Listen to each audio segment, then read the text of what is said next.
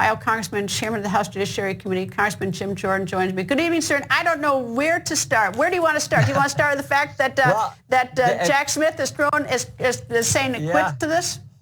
Well, I actually, if I could, Greta, I'll start with your previous guest, Dennis, who did a great job. Dennis is a good friend of mine. I mean, he's truly one of those Democrats who embraces liberty in the First Amendment. So I thought that segment and how important RFK Jr.'s nomination and hopefully confirmation to be the next HHS secretary, how important that is. In fact, Dennis is the guy who introduced me to RFK Jr. when we had him come and testify. So I'll start there. I thought it was a great segment you just had on with Mr. Kucinich, who I said is such a good friend. He came to our oldest daughter's wedding several years ago. That's the kind of guy he is. But to the Jack Smith issue, of course he's going to do this. This is obvious. By the way, it's one thing to say, oh, I'm going to throw in the towel because of he's throwing in the towel because these cases were ridiculous. Judge Cannon had already said he wasn't even appointed in the proper fashion, the way it's supposed to work under our Constitution, confirmed by the Senate on that case. And of course, you had what the Supreme Court said relative to presidential immunity in the cases here in D.C.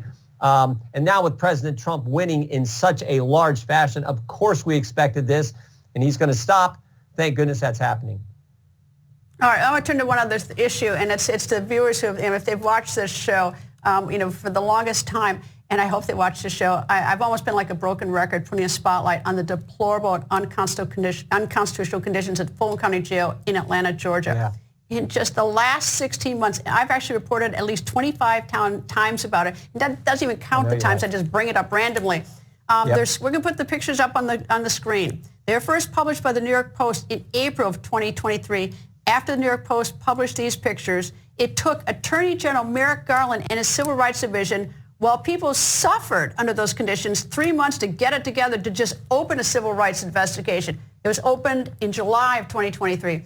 Since then, on 2 separate occasions, we've asked the DOJ for the status of their investigation. Both times, DOJ gave us that government speak, which is a non-answer. We were simply told the investigation was, quote, ongoing.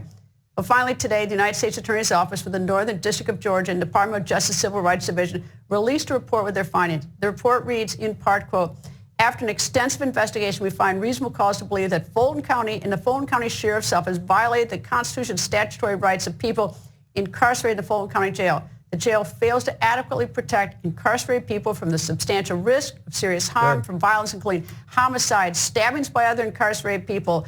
Fulton County Jail deputies, detention officers, they use force against incarcerated people without adequate justification. The jail living conditions do not meet basic constitutional standards. Medical and mental health care in the Fulton County Jail do not meet constitutional standards.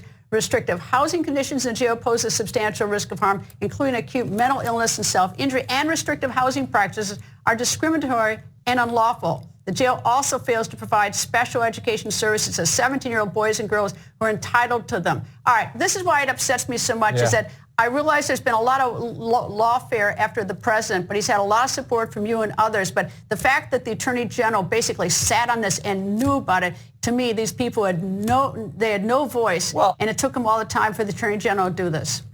Yeah, I mean, 2 takeaways in my mind. One is, down in Fulton County, you got Fani Willis doing her crazy case, spending taxpayer dollars to send Nathan Wade to D.C., charge the taxpayers crazy amounts of money, and all that crazy case there when they could have been dealing with the terrible situation you just described. And then, of course, you have the Justice Department, where the Justice Department, instead of issuing this report sooner, they were spending the last several months going after Glenn Youngkin for making sure only citizens were voting in Virginia. They went after Civil Rights Division, sent a letter to our Secretary of State. So it's sort of this old opportunity cost. When you're focused so much on the political aspect, you forget sort of the fundamental mission and taking care of, what you say, special education students who were denied their education and proper learning environment. I mean, this is just how wrong it is when you focus on politics instead of doing your job. These are just people. These are poor people. They can't make bail, and they knew about it. I mean, you look at the pictures. That's what's so appalling to me, is they knew about it and they just didn't care. And in fact, I mean, this jail has been under previous, I think, in 2005 was under federal jurisdiction for its unconstitutional. And the fact that Fani Willis, I mean, it's just unbelievable to me, is that she'll bother chasing down this case against president, 19 other defendants, but send any poor person who can't make bail to a place where you're going to get killed. You get the death penalty for a misdemeanor because you can't make bail. No, it's so sad. It's so wrong, and I mean, this was the attitude. I think the American people, they elected this for President Trump to have this attitude where you're going to bring people in and shake this whole town up and get rid of the kind of stuff we're seeing where it's done for politics, and you're going to get refocused on we the people in all these agencies. And this is just an example at the state level with Fonnie Willis. But I come back to the Justice Department.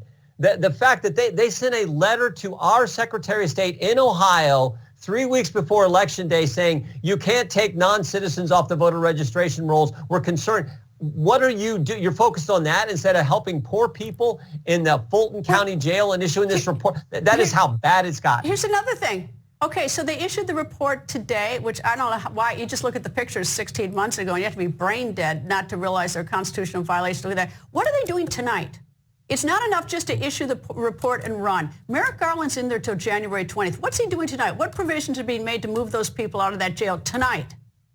Yeah, why not just a phone call, for goodness sake, from the head of the Civil Rights Division, or better yet, the Attorney General himself to Fonnie Willis and the folks down there in Atlanta saying, clean it up now, help these people now, deal with this now, this is wrong. Why not do that? Or why not go to a press conference? He's always willing to do a press conference when he announced Jack Smith as special counsel. Go to a press conference and say, this is wrong, we're stepping in. I would like to see something like that.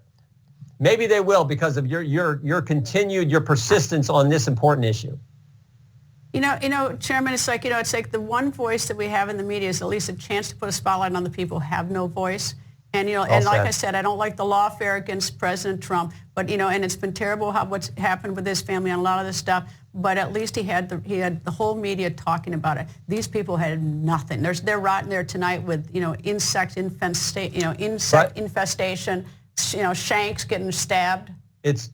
You're right, Greta. It's like, think about the Houck family where the FBI raided their home, totally uncovered. Think about the memorandum the FBI put together here in the Richmond field office saying if you're a pro-life Catholic, you're an extremist. Think about a few years ago when big government took the attitude, if you're a Tea Party group somewhere, we're going to come after you when you're seeking this tax-exempt status. It is always the big guy picking on the little guy, and it is wrong, and this is just another example of how bad it is.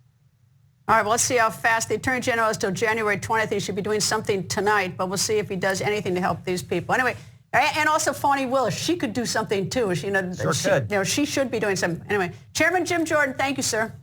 You bet, Greta. Thank you.